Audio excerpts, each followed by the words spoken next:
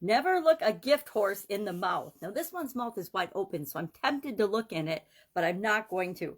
This is one of those puzzles that makes a noise every time the light passes it. And it drives me nuts because if it's in the wrong place, my granddaughter was here this weekend and we were playing with toys. If it's in the wrong place, and this isn't even the right one. We actually have two of these puzzles. So if the light passes by it, it will trigger the sensor normally. Not today, I guess. I guess they're magnetic. Magnetic, so it'll trigger it. But sometimes they're just light sensitive. The other one's light sensitive. No, it's just a magnet. So anyway, I'm over analyzing the puzzle, but this puzzle has scared me more times than I like to admit because of the little lights and the little magnets, and every time it gets jiggled or jaggled or jingled, if a big truck goes by the house or something, all of a sudden the puzzle will make one kind of the animal sounds and scare the dickens out of me. What does that have to do with never looking a gift horse in the mouth? Absolutely nothing.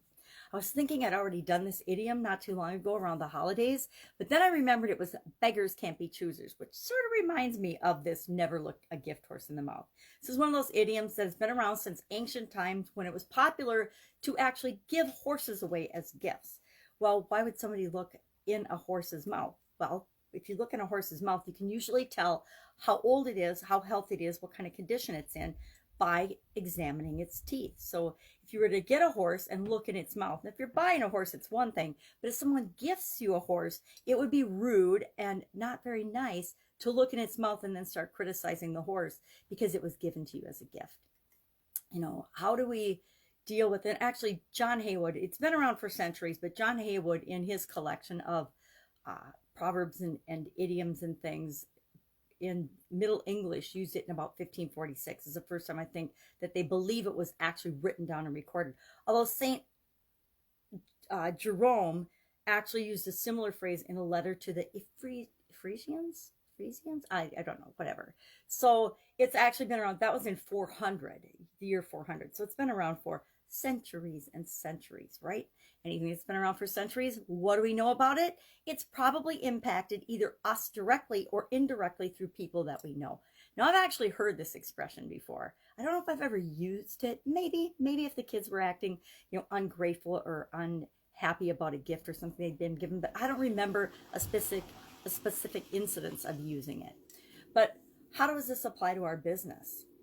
Well, like anything else, it reminds us to be thankful and grateful for the positive things that come our way and to focus on those positive things, not look for the negatives. It reminds us to not overanalyze things and look for things that are wrong. It seems to be human nature to be judgmental and to look for mistakes and things that are wrong in just about anything, every aspect of our lives, which is really kind of half backwards, right?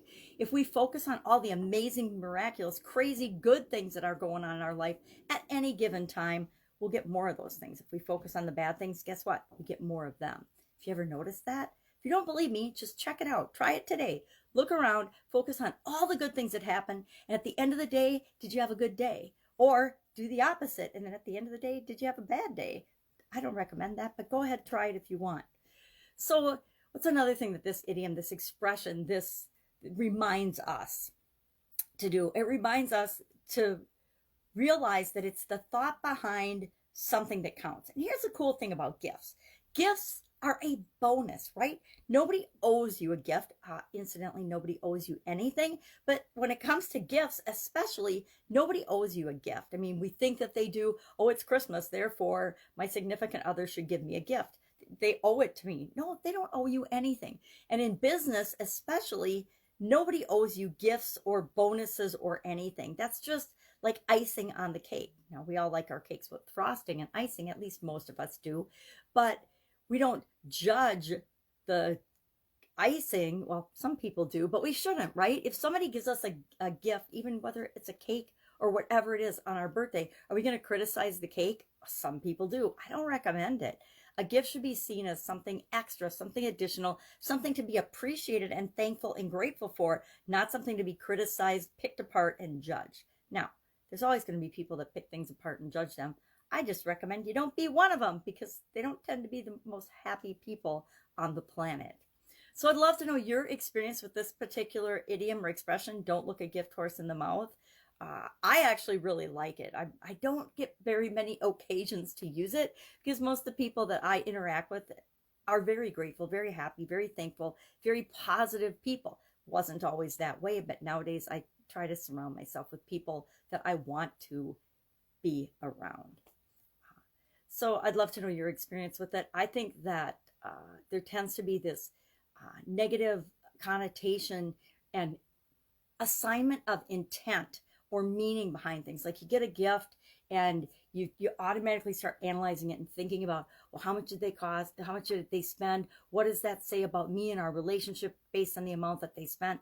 Which is really a waste of time and energy and the wrong focus, right? Hey, thank you so much for thinking of me on this occasion. I appreciate it. Thank you so much for taking, the care and to care enough to actually give a gift.